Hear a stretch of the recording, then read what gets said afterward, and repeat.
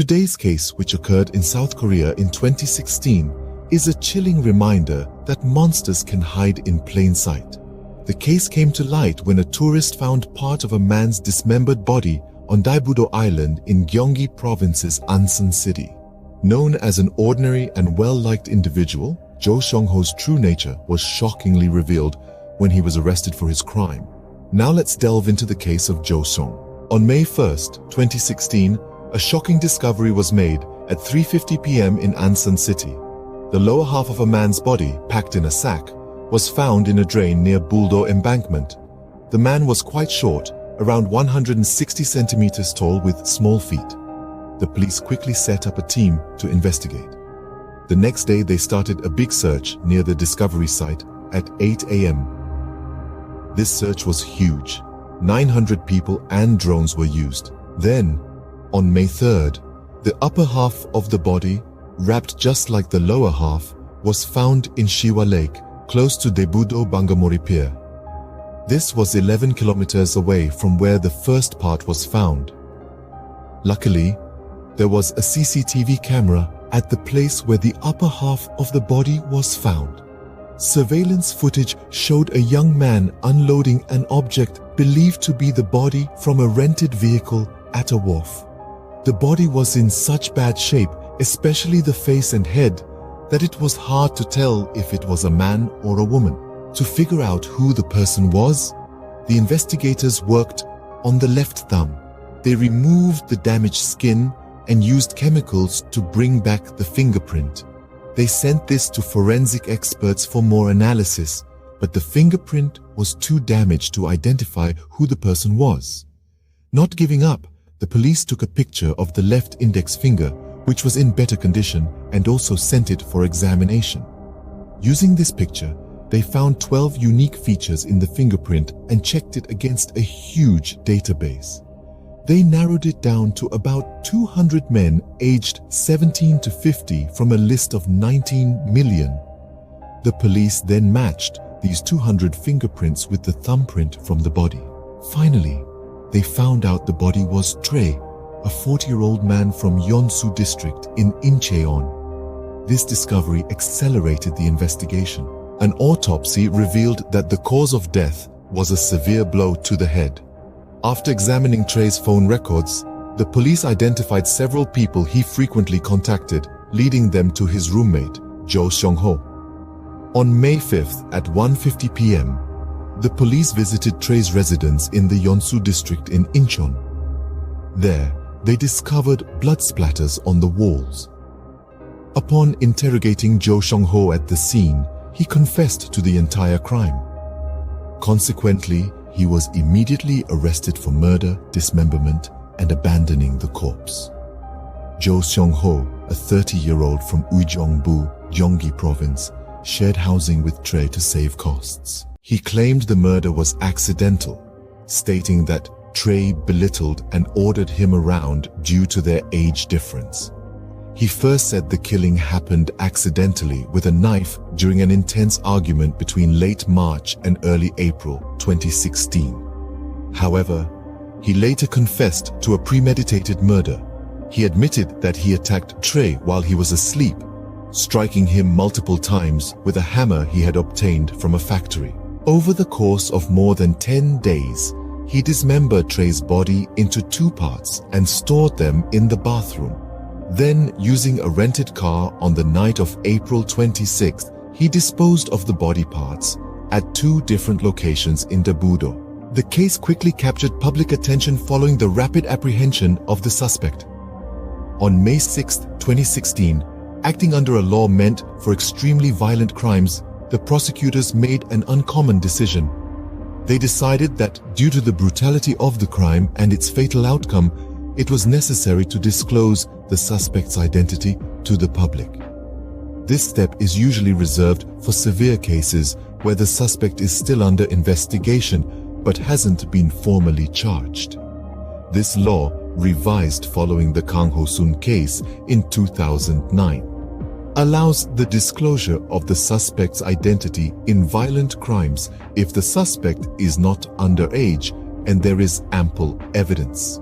On May 7th, as Jo Seong-ho was being taken from the town on police station to a court hearing, his face was shown to the public for the first time. His ordinary look, unshaven, wearing a hoodie and jeans, surprised many people. While talking to the media, Jo Seong-ho said he was sorry for what he had done and mentioned being scared during the crime. But what really shocked people was how he had been living a normal life in the same house where he committed the crime. For 13 days, Jo Seong-ho kept the body in a small bathroom, just about 3.3 square meters. Because of the tight space, he had to put the legs up against the wall and continued to use the bathroom himself, leaving the body there. Worried about the smell, he started cutting up the body and finally left it in Dae-budo on the 27th. While the body was in the bathroom, he went to work, looked for new jobs, and even had a date planned with his girlfriend on the day he got arrested. This made everyone realize just how cold and unfeeling he was. Despite the murder, Jo did not flee and claimed he was unaware of being wanted, as he didn't want to watch the news. But his active social media presence contradicted this claim. Jo Seong-ho, in his blog, described himself in a question and answer style, sharing that people often said he looked like actor Park Hae-il and Neil from the famous K-pop group Teen Top. He wrote about feeling shy when complimented on his looks, portraying himself as a typical young man who enjoyed being called handsome. At first glance, Jo Seong-ho seemed hardworking and genuine. His initial explanation for the crime suggested it was a spontaneous reaction to a fight, and he later added that it was provoked by the victim insulting his parents. But the full story was more complex. Back in December 2013, Jo Seong-ho and his girlfriend started a pet cafe called A Story in Uijeongbu, Gyeonggi Province. Unfortunately, the cafe closed in December 2014 due to financial troubles after his girlfriend ran away with a considerable amount of money, marking a turning point in his life. On January 2nd, 2016, Jo Seong-ho began working at a motel in Incheon, handling the counter and management duties. Just 2 days later, on January 4th, he met 40-year-old Trey, who was also working there. Jo and Trey, both employees at the same motel, lived in accommodation provided by their employer.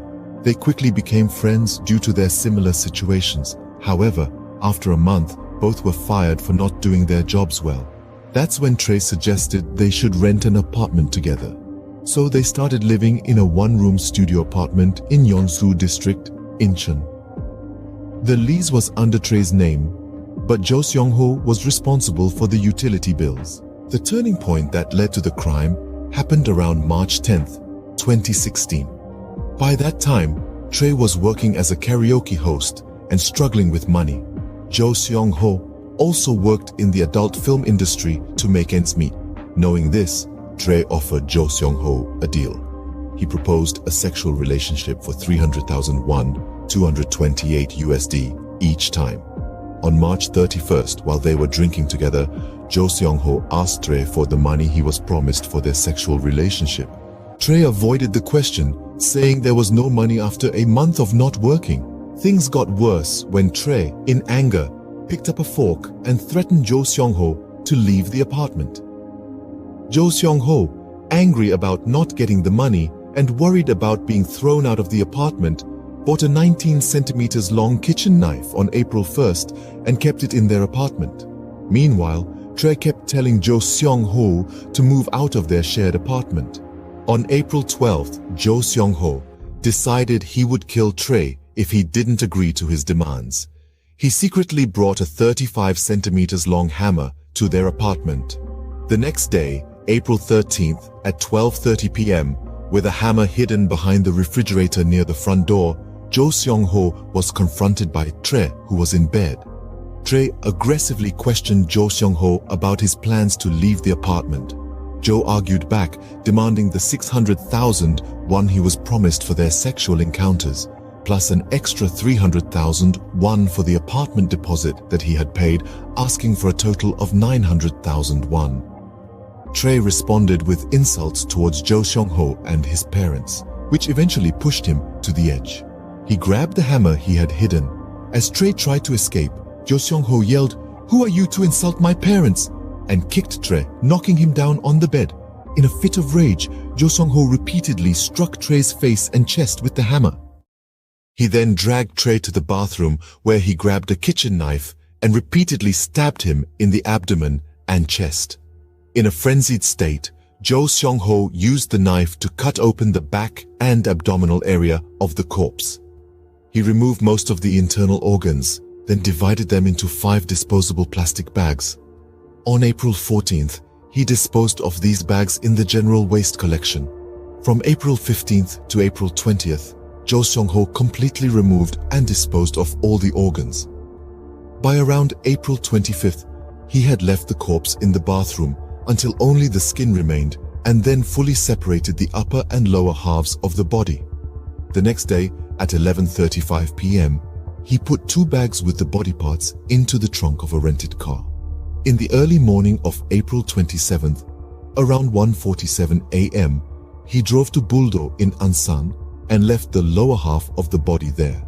About 15 minutes later, at 2 a.m., he disposed of the upper half near Bangamori Pier in Daewoo, then went back to his normal life as if nothing had happened. Later, when looking into why he committed the crime, some thought Jo Seong-ho might be homosexual. The investigation, including interviews and psychological tests, showed no evidence of this.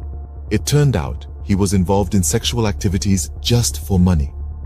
The prosecution said the situation got worse because he didn't get the money he was promised, and he was very upset about being called a prostitute.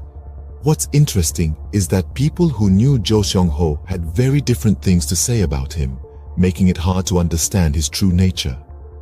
The people in his neighborhood thought of him as a nice, friendly guy. His high school teacher, even after he was caught and identified as a murder suspect, couldn't believe he could do such a thing.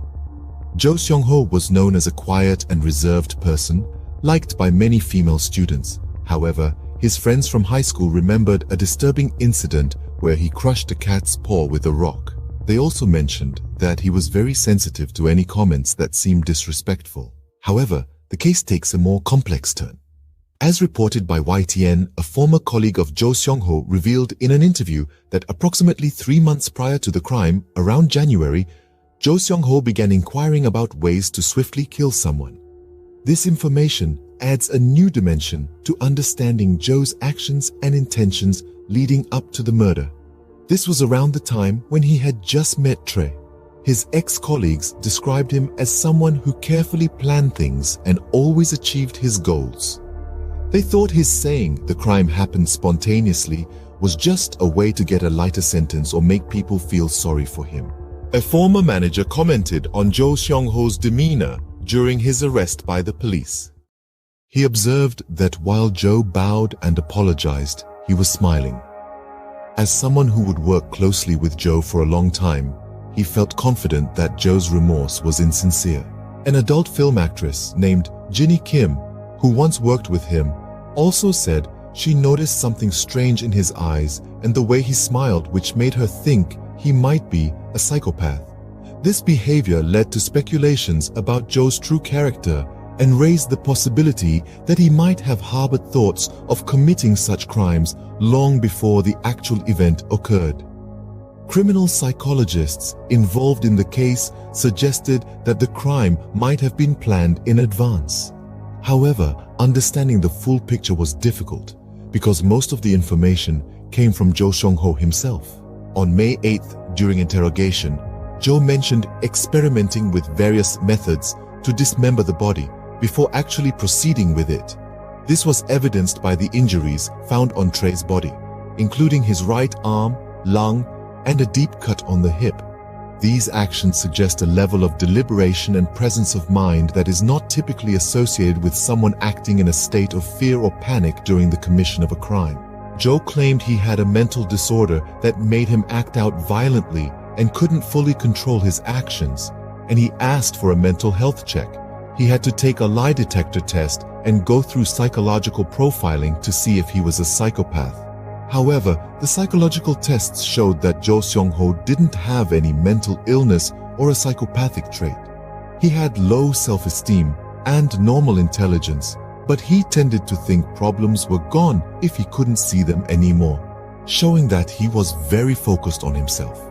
Psychologists observed that Jo Seong-ho had trouble seeing the big picture and tended to focus on small details. He lacked the ability to solve problems effectively. They saw this as a lack of insight, where he interpreted things in his own way and paid attention only to certain aspects. Jo Seong-ho committed the crime after not being paid for his sexual services, though he wasn't homosexual. The extreme nature of his actions, murder, and disposing of the body in such a cold manner was unusual, especially considering he grew up as the only son among 4 siblings in a stable family setting. Professor Lee Soo-jung from Kyunghee University, a specialist in criminal psychology, thought Jo Seong-ho might have borderline intelligence, a condition that's hard to explain with standard psychological theories. His thinking was illogical, like believing it was okay to stay in a house without its owner or return there after disposing of a body.